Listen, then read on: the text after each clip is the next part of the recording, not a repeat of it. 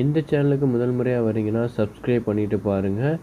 ஸ்ருதி மீனாவோட drama வந்து யாருக்கெல்லாம் பிடிச்சிருந்தது அவங்களாம் கண்டிப்பாக இந்த வீடியோவுக்கு லைக் பண்ணிக்கோங்க. இப்போ பார்த்தீங்கன்னா ஏற்கனவே அதாவது விஜயோட பிளானு, அதாவது ஸ்ருதியும் மீனாவும் சேர்ந்துக்கிட்டு அவங்க டார்ச்சர் தாங்க முடியல.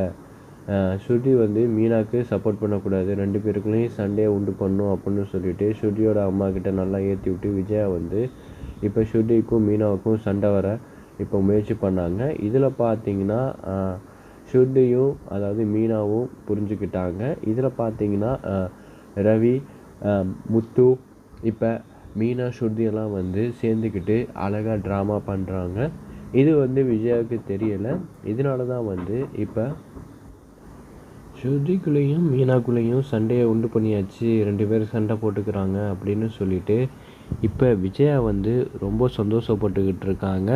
ஆனால் இது எல்லாமே ட்ராமா அப்படின்னு வந்து விஜயாவுக்கு தெரியலை. நம்ம வந்து இப்போ 2 பேருக்குள்ளேயும் சண்டையை உண்டு பண்ணியாச்சு, இனிமேல் நம்ம சந்தோஷமாக இருக்கலாம் அப்படின்னு வந்து விஜயா சந்தோஷப்பட்டுக்கிட்டு இருக்காங்க. ஆனால் இது எல்லாமே ட்ராமான்னு தெரியலை.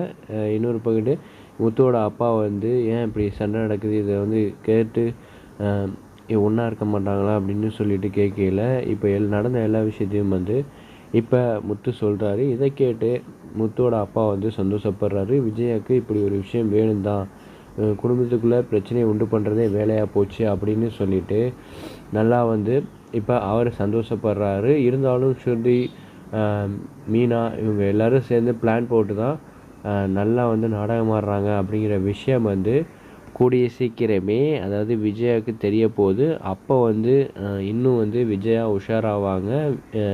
விஜயாவும் ரோகிணியும் சேர்ந்துக்கிட்டு அடுத்த பிளானை ஸ்டார்ட் பண்ணி குடும்பத்துக்குள்ளே பிரச்சனையை உண்டு பண்ணுவாங்க. இது மாதிரி கான்செப்ட் தான் கொண்டு வர வாய்ப்பு இருக்குது.